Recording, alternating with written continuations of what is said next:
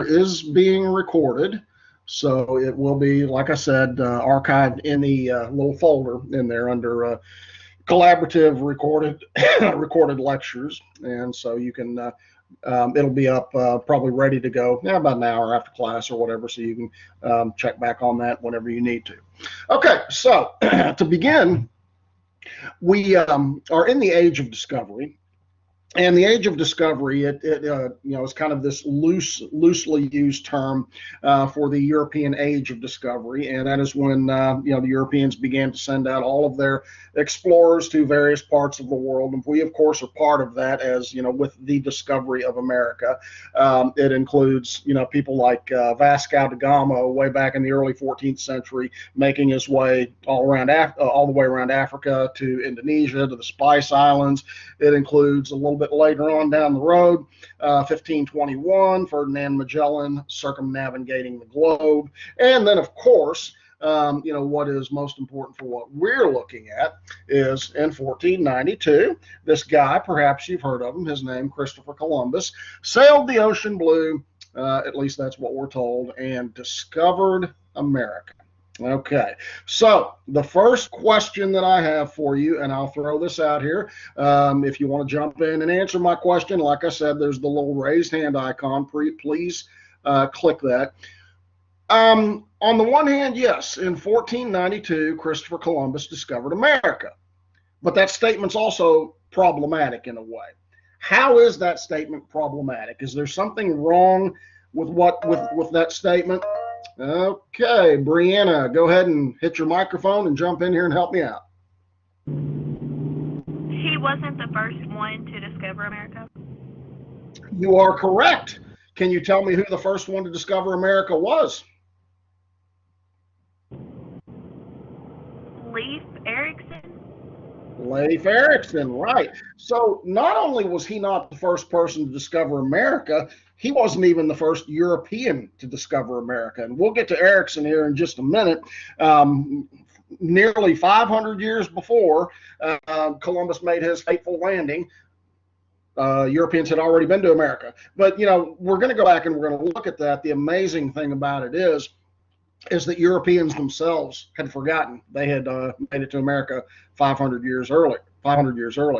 But there's that, and I think that is probably the first problem that comes to mind with that statement that Columbus discovered America.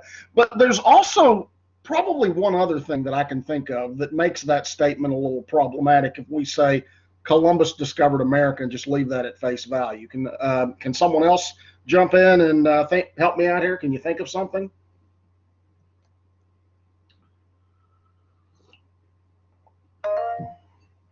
Go ahead, Avers. It's really hard to discover a land that's already being occupied by a people. Here long before the Europeans showed up.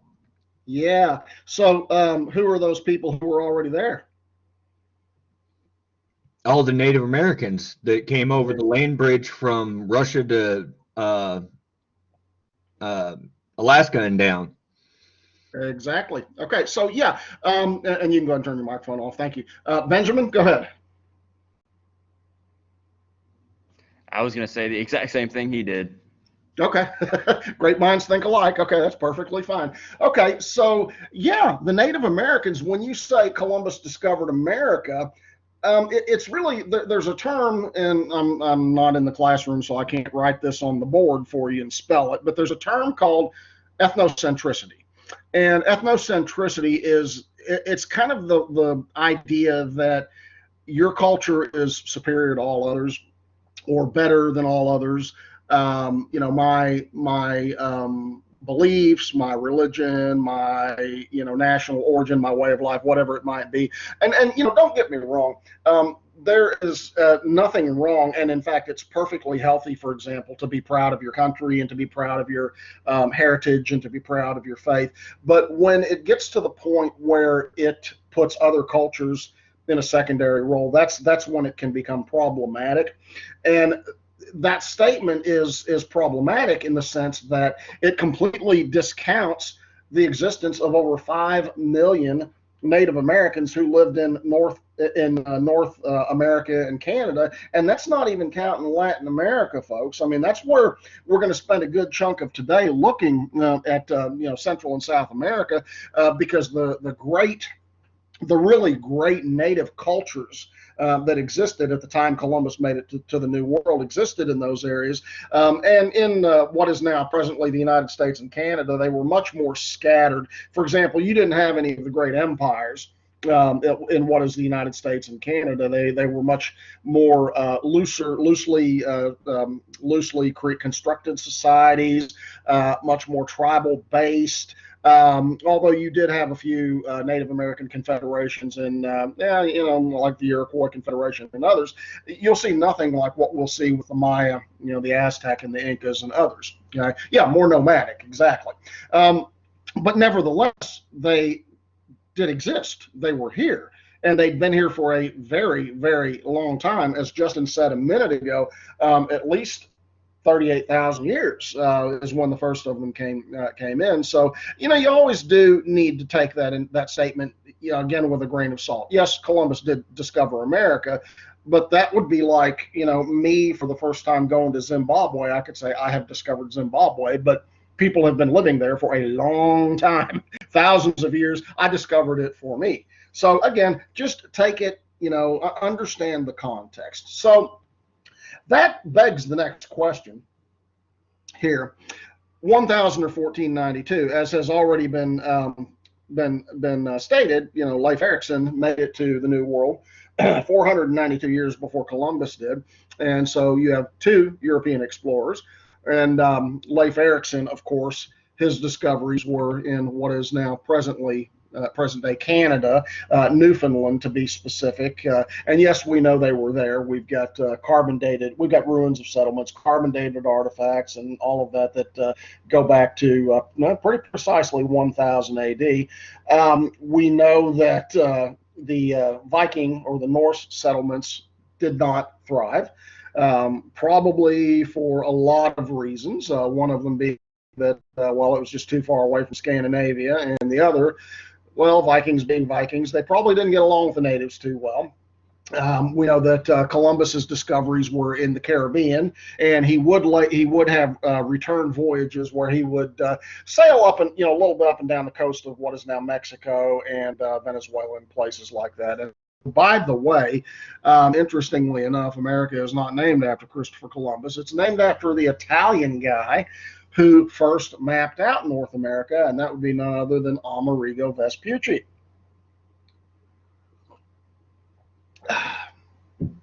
But back to the excuse me. These people whom we call Native Americans. Where is it exactly they came from? And Justin mentioned a minute ago, they came across a land bridge from Asia. Now, we hear a lot in today, particularly in today's political climate, about global warming. Oh my God, it's going to be terrible. The seas are going to rise. The planet's going to warm. We're all going to die. It's going to be horrific. Well, I'll let you in on a little bit of a secret here, folks. The Earth has warmed and cooled many, many, many, many times on its own, long before we were even here. You could, talk about the possibility of, are we, exacerbating it? I don't know. That's a topic for another discussion. But the planet has warmed and cooled many, many times on its own, and the Earth's the sea levels have risen and dropped on their own many, many times. And 38,000 years ago, we were in the tail end of what was called the last little ice age. And so the sea levels were much lower. The planet was much cooler, and there existed a land bridge that, of course, is underwater now, but it connected Alaska to Asia. And 38,000 years ago, of course, that was the tail end of what we call the Paleolithic era, where human beings, we did not have civilization yet. They were not settled. They had not begun practicing agriculture yet. And they were hunters and gatherers. And without going too far down that rabbit hole, these hunters and gatherers, take me for World War I, and I'll spend some time talking about that, they basically followed food around. And so these people whom we would now call Native Americans, probably, the best evidence tells us that they probably came from Siberia, Mongolia, possibly Korea, that area there, and they followed. There were small bands of probably, no more than a couple hundred at a time, and they probably followed food across the land bridge, that Beringia, that Bering land bridge. Followed them into what is now Alaska. And if you look to the right, the map to the right, you can see that you had most of North America at that time was covered in a sheet of ice, but you did have an ice-free corridor right here. That's the green line. And you can see that they most likely followed down through that ice-free corridor. Now, this information only came out about 25 years ago, but you also see hugging the coast here, a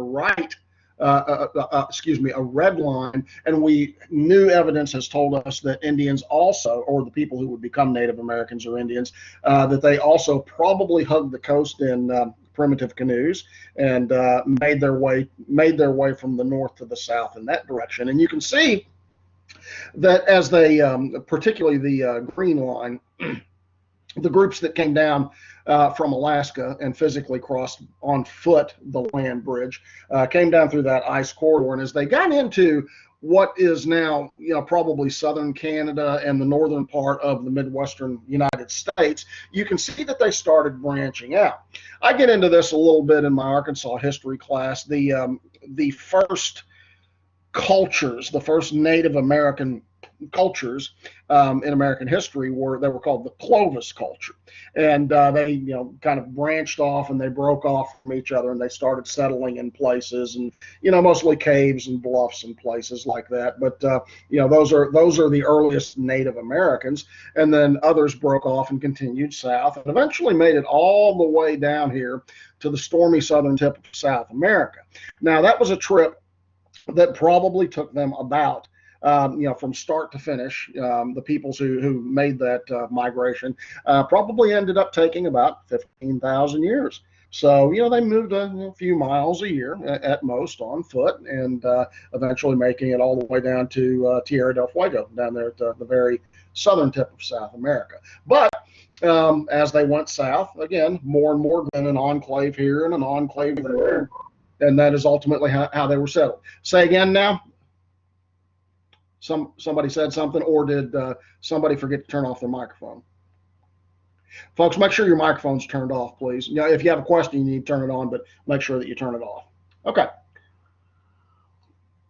So with that little background, what we need to do now is we need to focus on the Indians who were in America at the time of Columbus. And as I said a minute ago, up north, you did not have any of the great concentrations of population centers. Yeah, between 5 and 7 million Native Americans, but they were scattered, scattered and tribal, and tribes and enclaves and places like that. And they're not to say we will talk about them here, but we need to talk about the real population centers, the real power centers at this time. And that was to the south in what is now Mexico, and then down into South America. And there's three primary cultures, empires, if you will, that existed at the time of Columbus. And I want to spend today talking about them. I also want to, again, go back and, remind you of, that ethnocentricity and, doing your best to avoid it as you can. Again, I'm not asking you to accept any, right is right and wrong is wrong or whatever. I'm not asking you to judge these cultures. Just accept them on their own merits. These cultures were very different than ours today, as is any culture. The Romans were different than we are. The Greeks were different than we are. The Chinese, and so on and so forth. And again, it's not there. There will be cultural aspects of any culture that today we will agree with and we will disagree with. And again, that's perfectly fine. Understand that, again, history is just accepting these cultures based on their own merits, not necessarily agreeing with them or disagreeing with them. And, again, not getting into this business of my culture is better than this, whatever. Okay, just accepting them, because, really all your job is to do is to learn about them, not necessarily agree with them. And the point is that we have, stereotypes of particularly these cultures that were contemporaneous with Columbus when he landed. And Europeans, of course, put the stereotypes on them that because they're not European, that they're half-naked savages, that they're fire worshipers, they're heathens, whatever it might be. And again, that's pretty ethnocentric language, of course, because the interesting thing is, as you dig a little bit deeper and look at these cultures, you see that in many, many ways, these native cultures at the time of Columbus were very backward compared to Europeans. We're going to see that only one of these cultures had a system of writing at this time. Okay, there was, they had not even invented the wheel at the time of Columbus. Nowhere in North, South, and Central America was anybody employing the wheel. And in fact, the only real beast of burden that was in use at the time was the South American llama, more commonly known as the alpaca. So I mean, think about that for a minute. Can you imagine? They had invented agriculture, but can you imagine using an alpaca as a beast of burden? It doesn't sound like a whole lot of fun. But yet at the same time, we're also talking about cultures that in many ways were very sophisticated, and in some ways even more sophisticated than Europeans. And so I say that to set up the first of the group of people that we're going to look at, the Maya. Now, the Maya, and by the way, they still exist today. They don't have an empire, but there are people, if you go to Mexico today, particularly the Yucatan Peninsula, if you ever get a chance to go to Cancun, for example, or Playa del Carmen, or Holbox, or some of these other vacation sites down there in Mexico, most of the people that you will encounter are people, or many of the people, I should say, you will encounter are people who are direct descendants of Mayas, and they consider themselves Maya. And anyway, the Maya, they were, we could call them an empire, because they were technically, but they were probably more properly described as a confederation. They were a confederation of independent city-states carved out of the jungles and the farm areas of the Yucatan Peninsula. And again, if you, like I said, if you ever get to go to that area of the world, it is a lot of jungle. Still a lot of jungle still there today. And if you ever get to go down and see, for example, some of the pyramids. I went to Mexico summer before last. And oh my God, it was hot. Oh my God, it was hot. But we took off and went out, took some tours and went to see Chichen Itza and some of the pyramids, and went out and did some zip lining in the jungle and four-wheel riding. It was a lot of fun. It's hot, it's humid, it's jungle. Right? And so this culture was a jungle culture. Okay? But they their population consisted of several million people. Like I said, independent city-states, and each city-state had their own king, and sometimes they fought with each other, sometimes they went to war with non-Mayan, sometimes they enslaved each other. If you've ever seen Mel Gibson's really brilliant movie Apocalypto, it's historical fiction, of course, but it talks about has anybody, by the way, seen that? If you've seen that, give me a thumbs up. That's a really, really good movie. It's very violent, but it's a good one. But anyway, it gives a pretty good, at least historically fictional account of what the Mayan were like at this time. Now, the Mayan had their primary deity, and their primary deity or god was called Kukulkan. And there is how Kukulkan, depicted, various depictions. The feathered, kind of serpented god, kind of a light-skinned god. And Kukulkan, as most of these Central and South American deities, he was nourished through human blood, which meant blood sacrifice. Now, of course, that's one of the things that Europeans would point to. Not that Europeans, never shed blood, but they would point to, a lot of these human sacrifices to Kukulkan and to a lot of these other South American deities, and they would say, yes, this is just, an example of heathens and barbarians, and they sacrifice their own. They take them to the Great Pyramid, Chichen Itza, which there's a picture of it, by the way, and they have their festival days, and they, sacrifice 30, 40, 50,000 of their own people to appease Kukulkan. And yeah, they did, no doubt about it. But, and again, by our standards today, that's not really something that we do. But, at the same time, folks, they built pyramids. This Chichen Itza, which is, by the way, on the World Heritage Site, is probably the best of all pyramids in South America. And there are pyramids all over South America. The Egyptians were not the only ones who built pyramids. One of the things about history, and I know, oh, geez, for those of you who love the show Ancient Aliens, they always talk about how, the pyramids and aliens had to do it and so on and so forth. I'm here to tell you that ideas and technologies are invented independently with people who have no contact with each other. I mean, it has happened throughout human history. And so I don't believe that Africans got on their canoes and sailed across the Atlantic Ocean and taught Mesoamericans how to build pyramids. I believe it's something that I told you that I went to Mexico summer before last and went with one of my best friends from high school. And the whole time we're at Chichen Itza and we were at Koba and some of the other pyramids that they had down there. And he's like, there's no way that they could do this. There's just absolutely no way they could do this. They had to have had aliens. And I'm like, no, Steve, it's called geometry and a whole lot of slave labor. And quite a bit of organization. And that's what it was. Because that's how they built Chichen Itza. And the other pyramids, because they did employ vast amounts of slave labor. And the Mayans were very, very advanced when it came to geometry and astronomy. And in fact, they were quite a bit more advanced than Europeans were at astronomy and geometry at this time. In fact, the Mayan, of all of the people in Mesoamerica, by the way, when we say Mesoamerica, that means North, Central, and South America.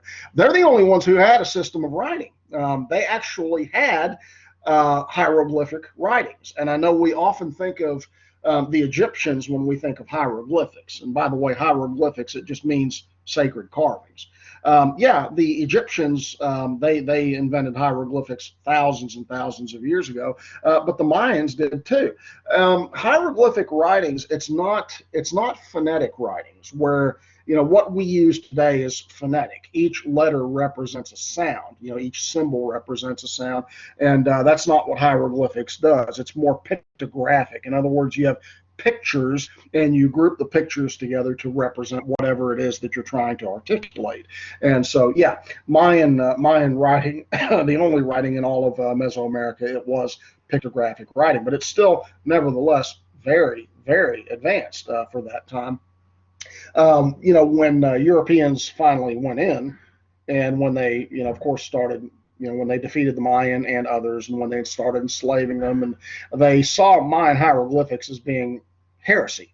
And so the missionaries and the priests, they did their due diligence to try to eradicate it all, and thankfully they did not, wipe it all out. And again, that goes back to that, that ethnocentricity. You have to be like us, which means you have to be a Christian. Therefore, you have to get rid of your Kukulkan, your other gods and goddesses, and your form of writing, and you have to adopt, everything we have. And that's unfortunately been the case wherever colonizers have gone throughout human history. They enforce their culture and their values and their goals on the societies that eventually would succumb to them. I mentioned astronomy. The Maya were the most advanced astronomers probably in the world at this time.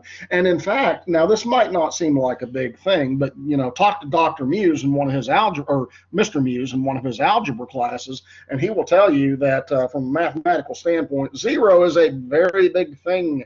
The Maya discovered the concept of zero long before Europeans had, and the idea that you had no symbol to represent nothingness. Let me tell you how important that is. Just something really easy that probably everybody can relate with. Okay, the calendar that we use now starts at zero. We do the BC and then we do the AD thing, and then zero is supposed to be the birth date of Jesus. Right.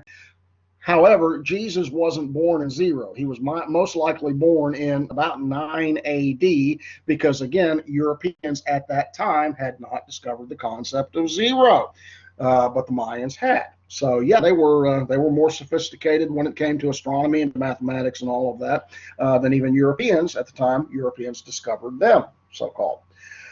This, by the way, to your left, that's that supposed Mayan calendar, and that's another one of those things that, if you remember back to 2012, some of you may be too young to remember it, but remember, all the experts were telling us that according to the Mayan calendar, the world was going to come to an end in 2012, and it was going to be cataclysmic and so on and so forth. And even back, leading up to that, I was telling folks, no, that's not.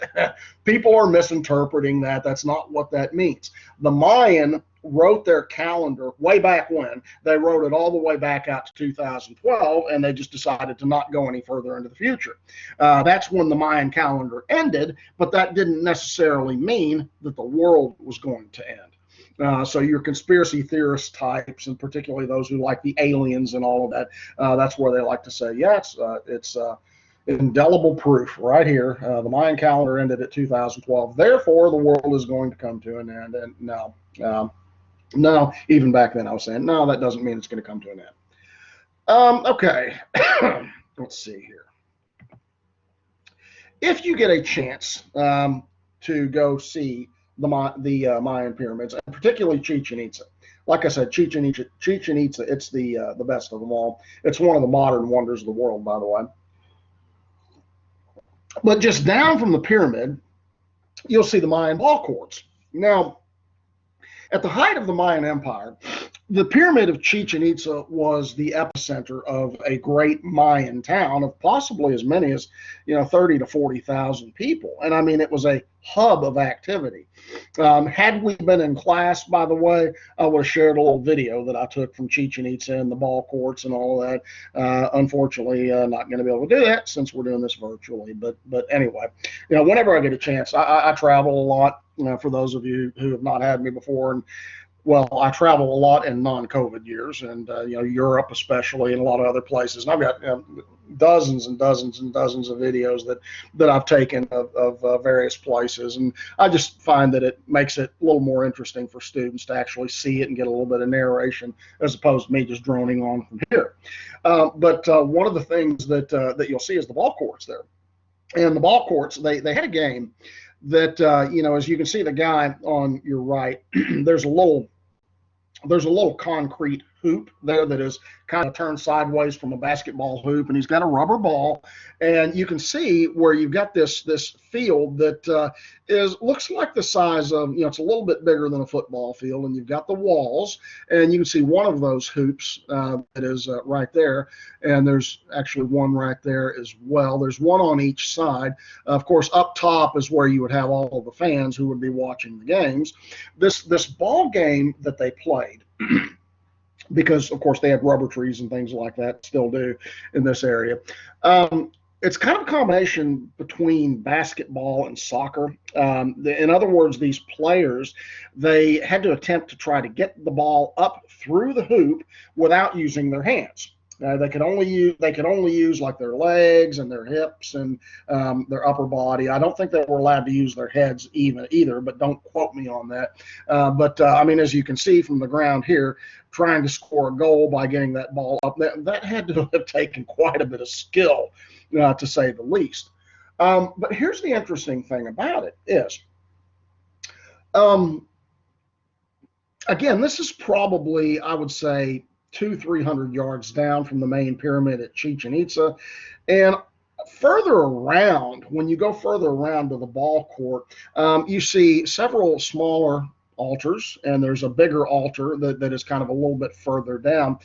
As I said, they had these games were ceremonial games, and they were held on ceremonial days, on holidays, primarily to honor Kukulkan.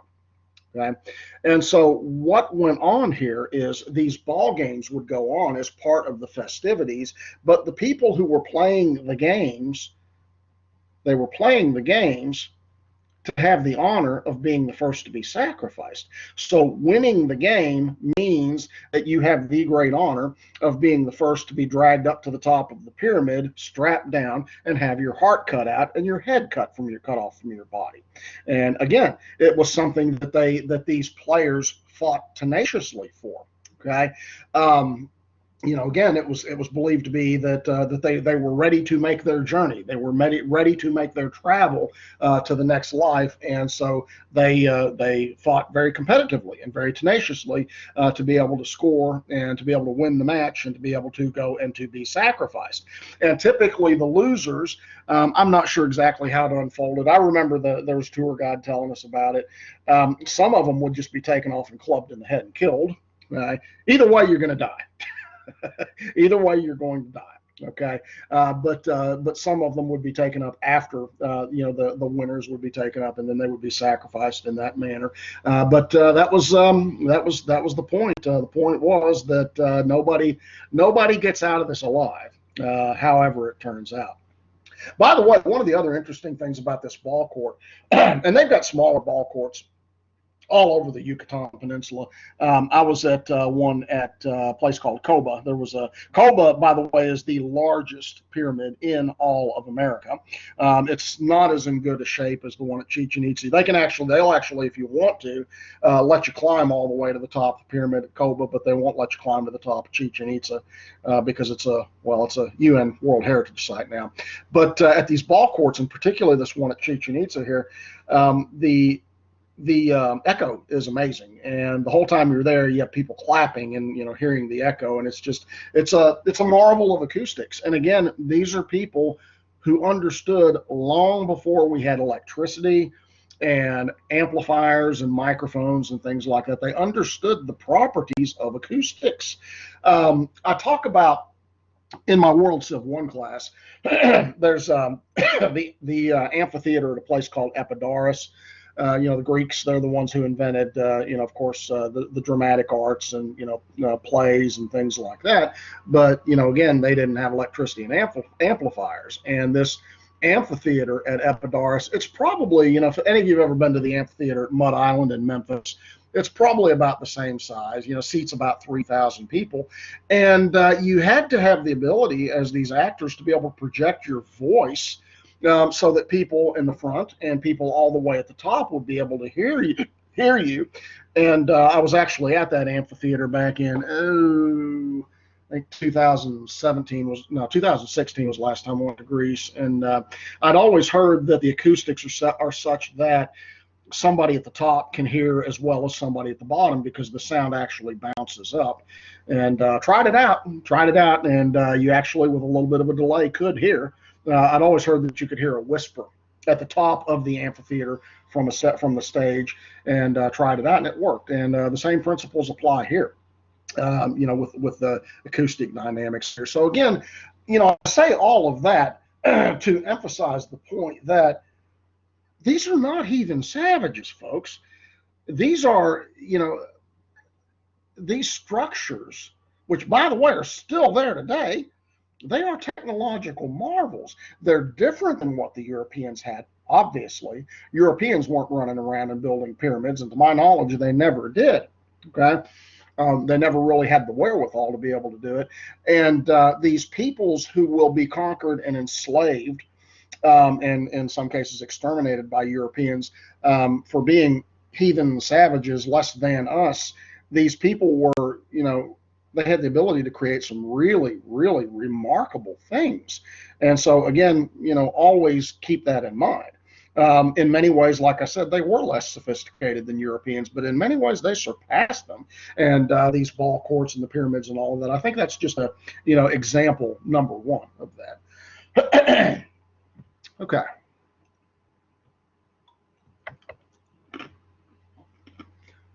The next group of people I'd like to talk about, I'm sure you've heard about them. They're called the Aztecs. And if you were to go to central Mexico today, say, for example, Mexico City, most of the people there, or many of the people there, I should say, are direct descendants of the Aztecs. And the Aztecs, they were at the peak of their power, and they truly had an empire, as you can see it here. This empire encompassed most of what is now central Mexico. And it was a massive, mighty empire, an empire of 5 million people. An empire, I would say that they were probably the military superpower of Mesoamerica at this time. They were a mighty, fearsome warrior people. And you can see their capital city, which is located right there. Their capital city, Tenochtitlan is how you pronounce that. It was a city of roughly 100,000 people.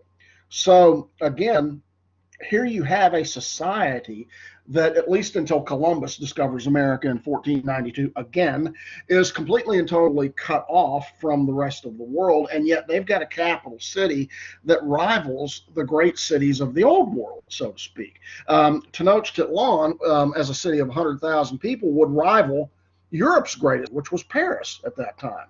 And in fact, in 1492, it was probably a little bit bigger than Paris. And that's just talking about population. That's not talking about the cultural attributes and, the sophistication and all of that. Now, to your right, you see a picture of the city of Tenochtitlan, kind of a sketch of what it looked like. And again, if you look over here to the map on the left where you see Tenochtitlan, you see that it sat on this kind of kidney-shaped lake that used to exist. It's no longer there. That was called Lake Texcoco, and it dried up a long time ago. But the city itself was in the middle of Lake Texcoco, and the entry points were these causeways that you see here. This sketch was done most likely by a Spanish missionary sometime, probably in the early 1500s. And so basically the epicenter of the city, the hub of the city, was in the middle of this lake, and then people, of course, just walked to the causeways to get to it. And then, of course, the coastal areas of the lake were most likely seeded with villages and communities and things like that. But the hive of activity was right here in the center. Okay? And this was a city that was extraordinarily wealthy. Again, 100,000 people, rivals any city, bigger, in fact, than most cities in Europe at this time, but constant activity going on. I mean, you had constant buying and selling of everything you can imagine, and probably a lot of things you couldn't imagine. Slaves, of course, being one of the primary commodities that was being bought and sold every minute of the day. But you had, of course, craftsmen, with their shops who were peddling their wares. You had prostitutes doing their thing. You had, of course, just in the same way that we would today, you had food stands and dry goods, and I mean, again, pretty much anything you can imagine. Tenochtitlan, like any big city, it's a city that just never sleeps. You see massive signs of just really ostentatious wealth all around you, and there's, of course, pyramids here as well. In Tenochtitlan, particularly right in the center of the city there. You would notice, again, if we were to get in our time machine and travel back to that, you would notice a society that is extraordinarily wealthy, but at the same time, you also see a huge disparity between rich and poor. Nobility, and by the way, this is pretty much common with all of the Native American cultures we'll talk about. Nobility, they would be recognized immediately by their, feathered, ornate headdresses, and they would wear, they would have jade jewelry, and they would often, you could see that these people, they stand out, and they're very, very, very, very wealthy. And then, the other half of the population, kind of living hand to mouth. That's kind of been the human story, folks. Every society that's ever existed, you've got your super, super rich, and you've got your, people who live hand to mouth, and the Aztecs were no different. But the thing I said about the Aztecs is they all of these people were warlike. Okay, they all fought. Okay?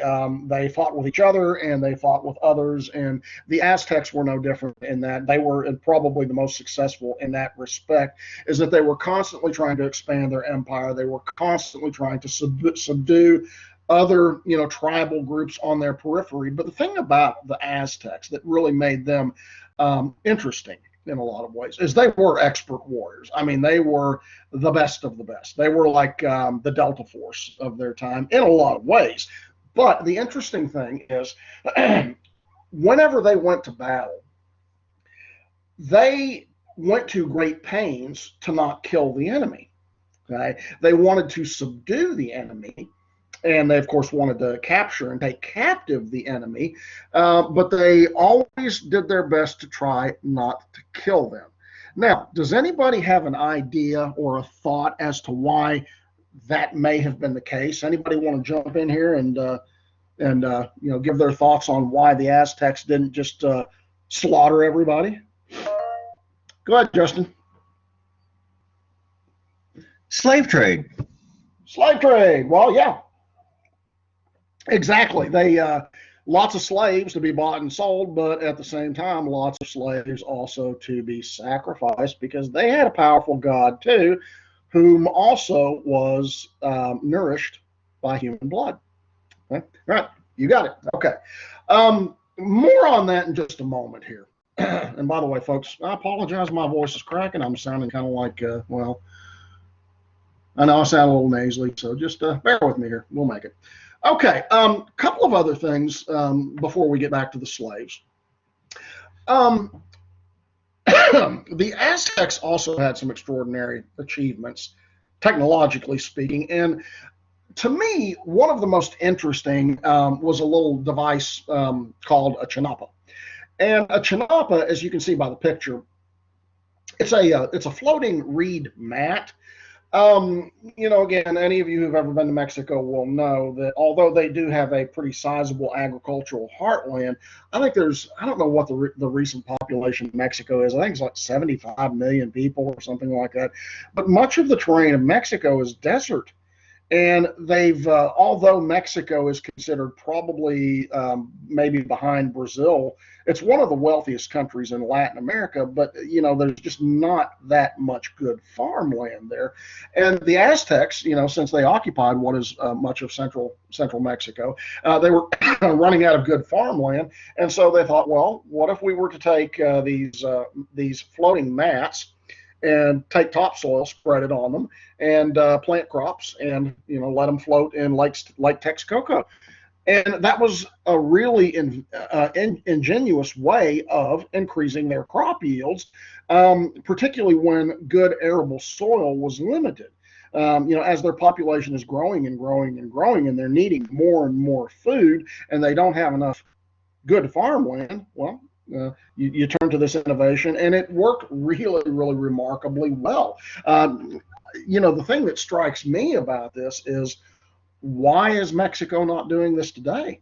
Why are other countries not doing this today? I mean, this to me is just sheer brilliance, but you just don't see it. There's, some countries, of course, are experimenting and using hydroponics and things like that. But these chinapas, to me, I mean, that's just a stroke of genius, and it's certainly something Europeans weren't doing at this time. So, while Europeans were, again, calling these people heathen savages and bloodthirsty murderers and all of that, Europeans had not yet, figured out the idea of a chinapa. It was most likely, we know that technology, necessity is the mother of all invention, and it was most likely spurred on by the need to produce more food as their population grew. So anyway, we're going to see that towards the end, even the increased food production from the chinapas is not going to be enough. That's one of the things, by the way, if you ever get a chance to see Mel Gibson's Apocalypto, which focuses on the Maya, is that by the time Europeans had arrived, they were suffering from, an apocalypse. That's Apocalypto. Pestilence was sweeping through their lands, famine, their population, and it's one of those, even in Mesoamerica, they were, by the time the Europeans showed up, they were suffering from overpopulation, outstripping their resources. And, that's another thing, by the way, that we often have a tendency to do. in an attempt to not be ethnocentric, is that we often underplay the capabilities, and other cultures, they have the ability to be as wonderful and inventive as anybody else, and they also have the ability to be as vile and wicked as anybody else. Primitive cultures murder. People of primitive cultures murder. They despoil the environment, and I know there's often been that that false stereotype that Native Americans had a pristine land and Europeans came over and ruined it all. Well, in a lot of places, Native Americans were doing a very good job of despoiling the environment long before we ever showed up. Too, like I said, fair is fair. Okay, did they do it as badly as Europeans? Probably not, but they were chopping down all their trees and polluting their rivers and doing a lot of things like that too.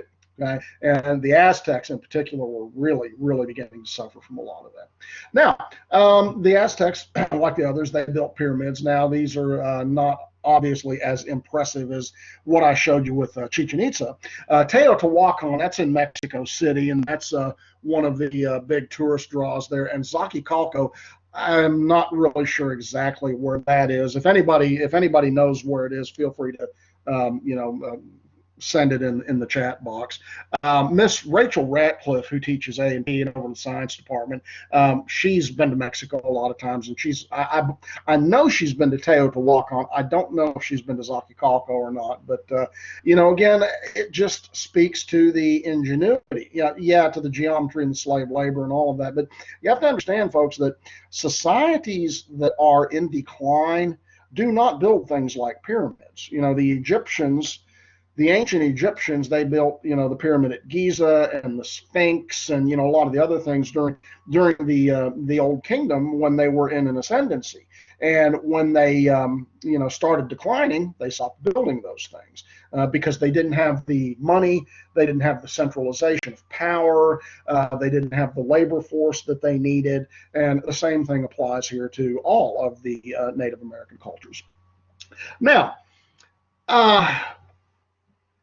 back to the slaves. Back to the slaves here, and the point that I made that the Aztecs that they did their utmost. I'm not saying they never killed enemies on the battlefield, enemy combatants on the battlefield, but they they made an effort. They went to great pains to try to keep them alive if possible, because their god, and this is pronounced Quetzalcoatl, okay, their god also was nourished by blood sacrifice.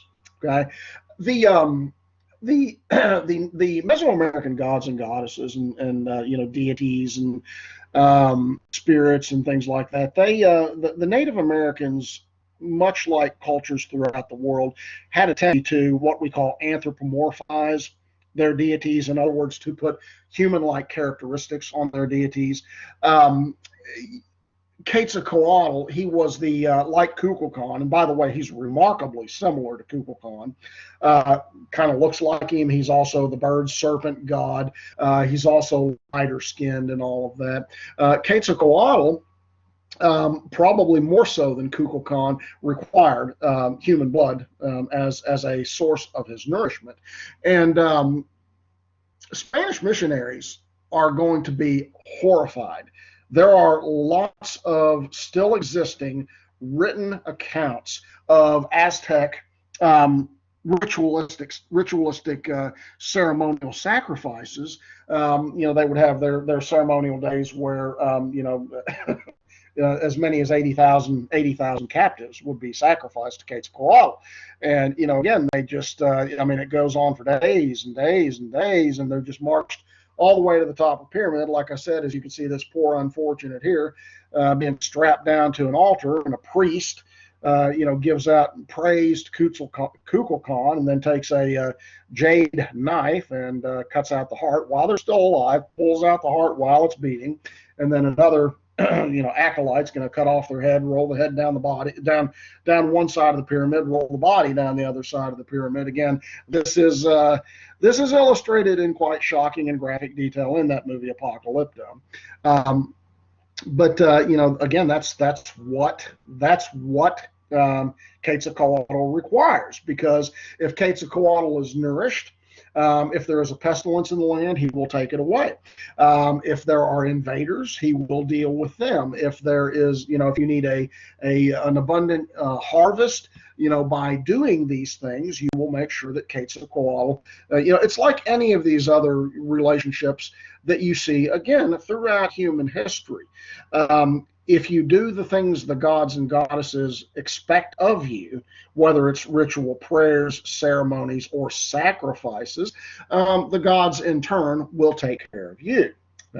Now, interestingly enough,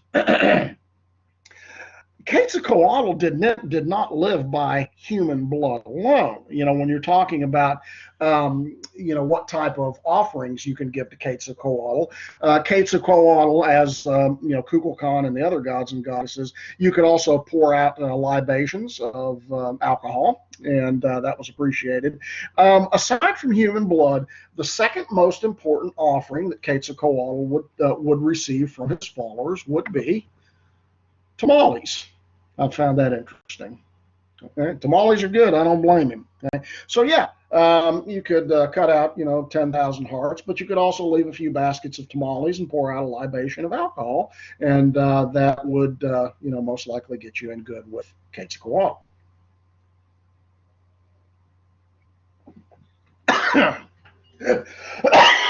Excuse me.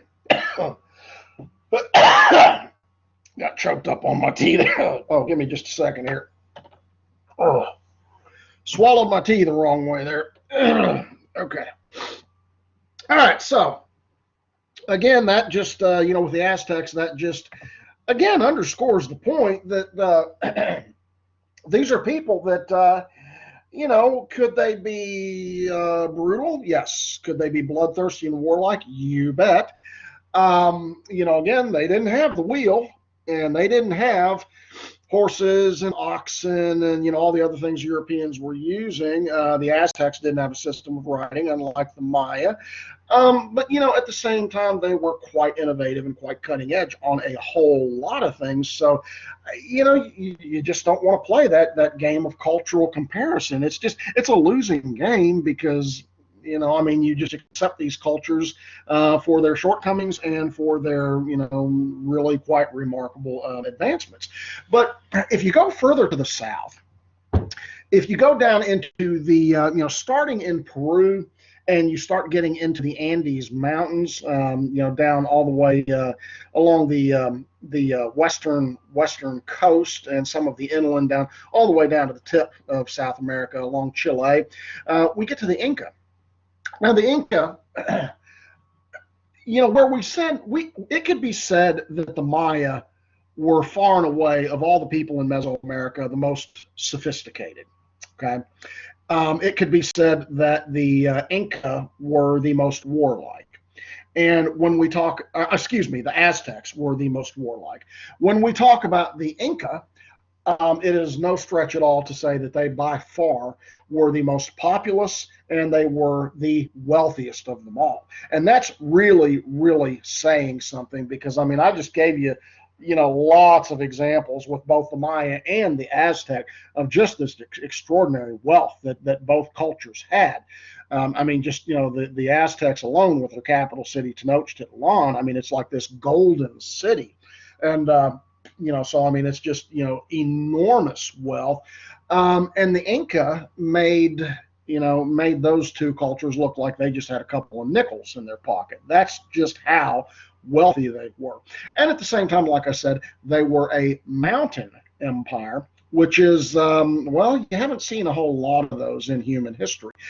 We've seen mountain societies, no doubt about it, but mountain empires. One that stretches, again, from Colombia all the way down here to the southern tip, kind of this long strip of land that comprises almost the entirety of the Andes Mountains. Right? So they're going to be quite, innovative and sophisticated as well. And like the other two cultures, they also built pyramids. There's Hualamarca, and I believe you pronounce this other one Pacacamac, but don't quote me on that. My Spanish is not good at all. But again, it points to the wealth, the ingenuity, the centralization. Again, societies that run out of money don't do this stuff, and societies that don't have strong centralized leadership and resources, they don't do these things. Okay. So right from the start, we see the technological marvels of the pyramids here. The Inca were every bit as religious as the other two, and their gods and goddesses. Incan mythology is really I think it's some amazing, interesting stuff. They believe that the Inca arose from one creator, and he was a mythical figure known as Viracocha. There to your left. Viracocha, by the way, was believed to be the brother in the Incan what's the word I'm looking for? In the Incan pantheon, of their gods and goddesses. There was Inti, and Inti was believed to be the sun god, and Viracocha and Inti were brothers. And Manco Capac, according to the Incan mythology, was the son of Coca, and he was the founder of the Incan people. And he, in Incan mythology, is a lot like these. Very similar to a lot of these mythical founder figures where, I think of, for example, Gilgamesh, if you've ever read that, Aeneas, the mythical founder of Rome. He went on adventures, he slayed monsters and overcame great obstacles and went through that mythological hero's journey and became the founder of the Incan people. Right? So the Incan believed that they would arise from this one individual, Manco Capac. And again, if you go to the Andes, if you go to Peru and parts of Colombia, you will see people to this day. You will meet people who refer to themselves as Inca. Again, their empires are gone, but the people are still there. In fact, back when I was an undergrad, my Spanish teacher was Incan. He also taught me French too, which, by the way, I thought was kind of interesting. But yeah, he was Incan.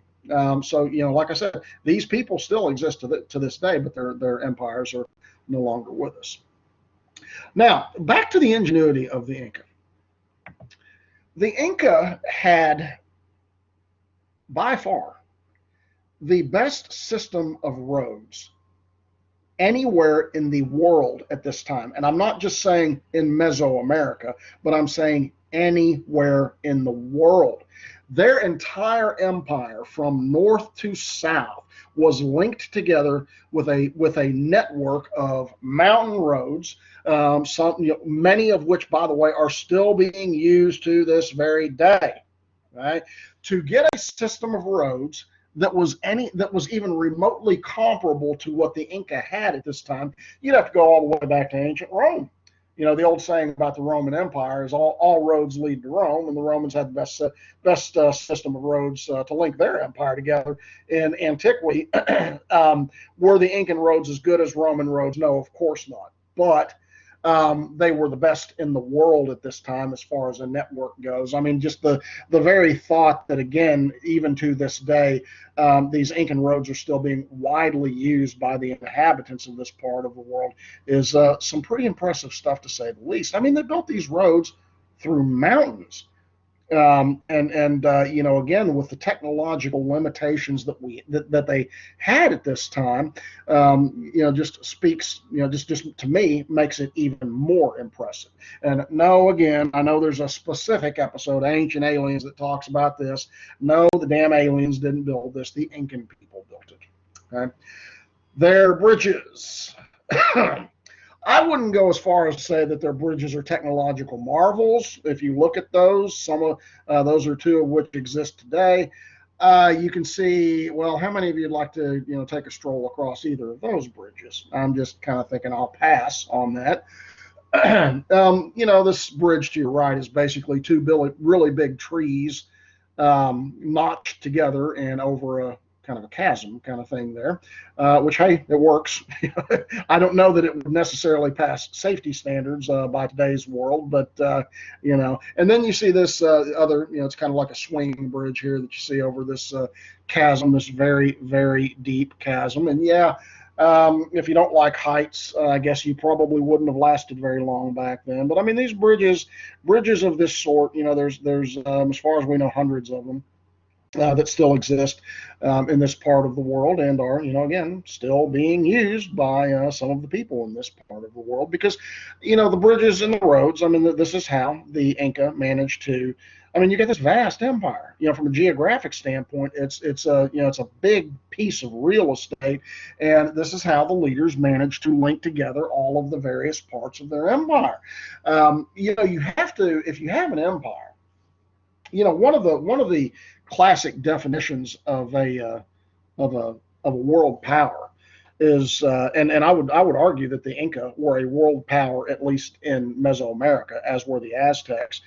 But one of the classic definitions is the ability to project force anywhere in your empire at a moment's notice. And, again, taking into consideration the technological limitations, they didn't have automobiles or airplanes or anything, and they didn't have horses, by the way.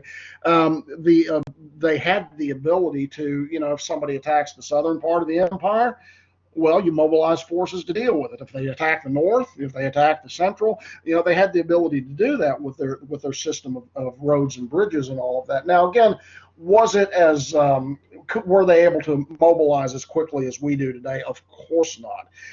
But for their time, okay, it was considered lightning fast.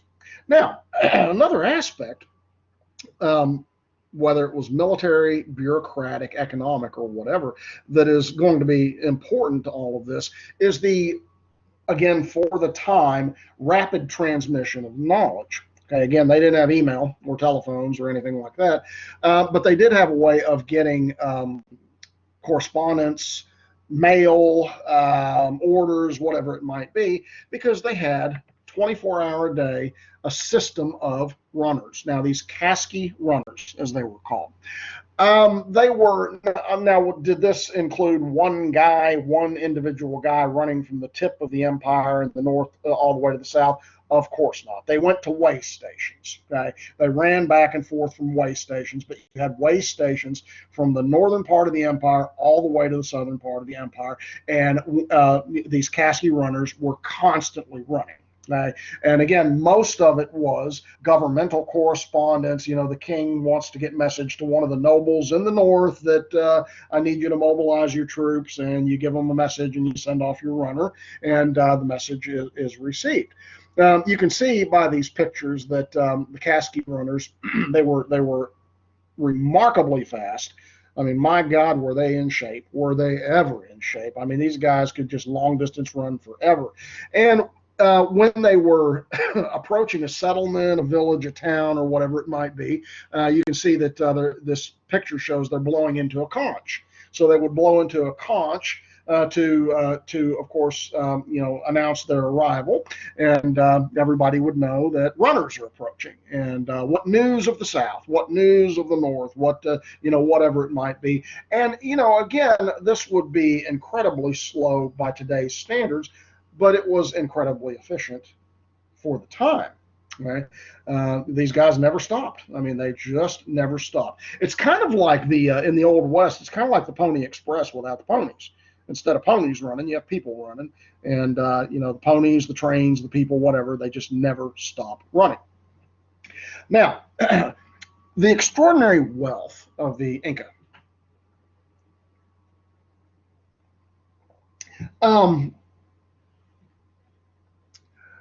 Of course, you had very, very rich, obscenely rich. And, you definitely had a stratification of wealth, no doubt about it. But the interesting thing about the Inca is that, well, when you take the term poverty in America means something different than it does, say, in West Africa. Okay? When you say by our standards, at least in America, somebody is poor. I think that's typically a net family household income of family of four, household income of something like under $30,000 a year, or I don't know what the standard is in America, but that's generally, you say the poverty line. I'm under the poverty line, but most poor people. The overwhelming majority of poor people in this country, and I would say in the Western world, they've got a roof over their head. I mean, it might not be a nice house, but they typically have a roof. They might not own it. It might be an apartment or something like that. Most poor people have an automobile. Again, it might not be a fancy one or one that runs very well, but most of them have an automobile. Poor people have cell phones. A lot of poor people have, flat screen TVs and furniture and things like that. The thing that amazed me, I mean, this just really blew my mind. I was telling you that when I went to Mexico a couple of summers ago, I mean, this really, really blew my mind. I mean, I know Mexico, even though it's probably the second wealthiest country in Latin America, it is nevertheless very, very poor by our standards. And I think sometimes we as Americans, I mean, I've been all over the world and I've seen poverty, but I've never seen really that kind of poverty. And I mean, that's just to the south of us here.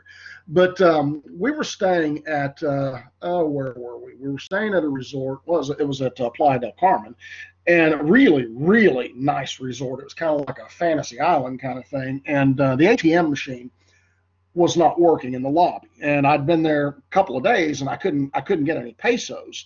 And my buddy was kind of tied me over. He's like, "Here, I've got plenty. I'll loan you until you can hit an ATM." And then finally on the third day, I went up to the young lady who was working at the counter, and I said, "Ma'am," I said, "I have got to get some pesos." I said, the ATM in the lobby has not been working." And she said, "Well, we've got an ATM in the back for our employees. I'll let you use that." And she said, "But I've got to tell you, it's got a really, really expensive ATM fee." And I said, "Well, how much is the ATM fee?" And she said, "It's $8."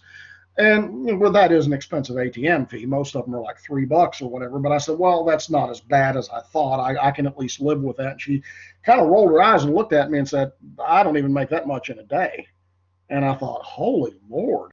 You're working at a resort here and you don't even make $8 a day."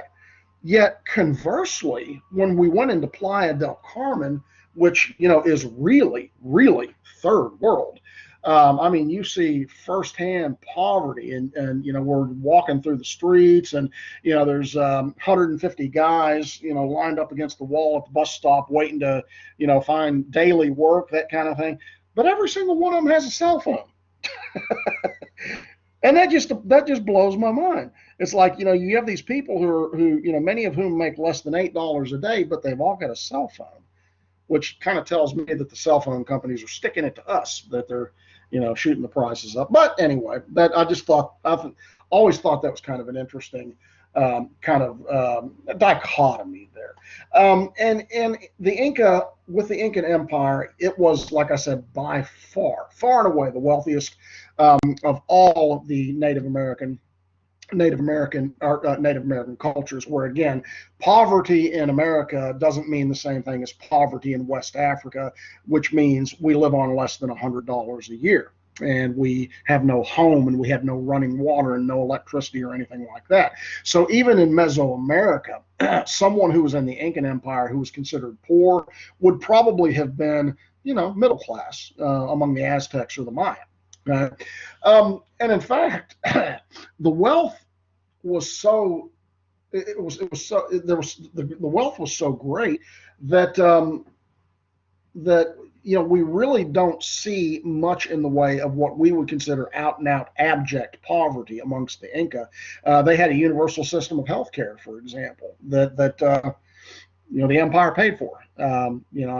People didn't have to pay for their own health care, as again, primitive as it may have been. But, really, to me, kind of the cherry on the top, if you want to talk about ostentatious displays of wealth, Machu Picchu. They built a city way up in the mountains, so far up in the mountains that after the Inca, we believe sometime around 1450, but so far up in the mountains that once the Inca were finally vanquished by the Spaniards, everybody forgot about it, and it would not be rediscovered until 1911 by the English the archaeologist Hiram Bingham. This Machu Picchu, and by the way, I think it's the number one tourist site in certainly in Peru. It was the playground for the super wealthy. It was like the Sin City, the Vegas. It's kind of like what Pompeii was for the Romans until the volcano destroyed it. You go here and you just get away and you lead a life of luxury, and just have a good old time. And it's way. I mean, you can see it's up in the cloud lines up there, and it's still largely intact. That's one of the things that is on my bucket list. My brother and I keep talking about we need to go hike the Aztec Trail, spend 3 days, the Inca Trail, spend 3 days, and go to Machu Picchu. So maybe one of these days we'll see. But I mean, it's just probably the best example. Probably the best example of this, that just really illustrates just how wealthy the Inca were. Okay, folks, we are just about out of time. I will stick around for a few minutes here in case anybody has any questions about today's lecture or about anything else having to do with class. Like I said, I'll stick around for a few minutes, and otherwise, the rest of you, I will see you online here, I guess, on what is today? Wednesday, Monday. Keep up with your reading. Remember, keep to the syllabus, and don't forget that first discussion panel, that it's open and you need to go ahead and get on it. Not Monday. What is today? Oh, Monday. Monday is Martin Luther King Day. That's right. Okay, so I'll see you here next Wednesday. Thank you for the reminder on that, by the way. But don't forget about the discussion board posting. Get in there. Hey, folks, be kind and get your initial post up at least. Not everybody wants to stay up until midnight on Sunday night. So get that out as early as you can, and then you can go back and do your remarks, your comments on other student postings. So try to get that up in the next few days here. I don't have the syllabus in front of me, Justin. I'm going to have to pull it up. I can't tell you can someone please look on their syllabus and give me the date that I've got listed on there for the first discussion post?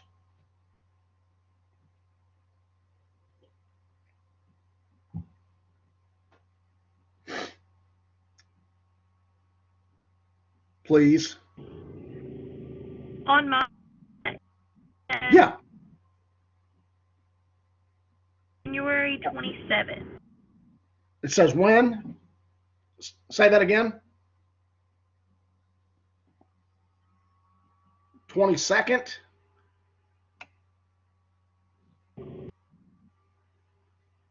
I'm sorry. Would you January 27th?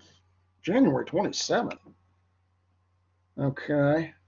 Oh, okay. So we've got plenty of time for that. Okay. So, yeah, you've got a couple of weeks on that. So just, yeah, I mean, in the next week or so, watch the video and go ahead and get your initial post up there.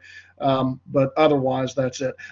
So anyway, we'll pick up here from next time. Actually, we'll pick up with Indians of North America, look at them. In the meantime, you are free to leave. But like I said, if you have any questions, I'm happy to entertain them for the next few minutes. So enjoy your holiday on Monday, and I'll see you all on Wednesday. Good day. Yes, ma'am. Go ahead, Brianna.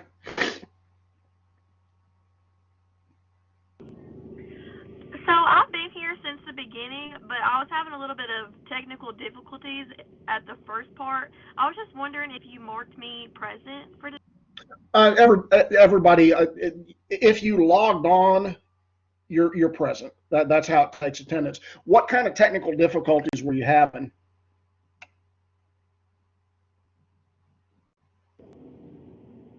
I was just in a bad spot, but I figured. Oh, okay. Yeah, no, it registered as you logging on, and when it does that, that's basically how Collaborate takes attendance. So yeah, you're safe. No worries. Okay, anybody else have any questions?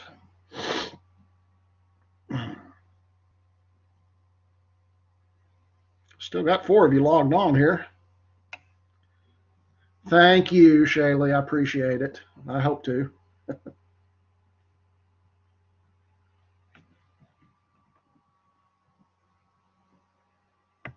Anybody else?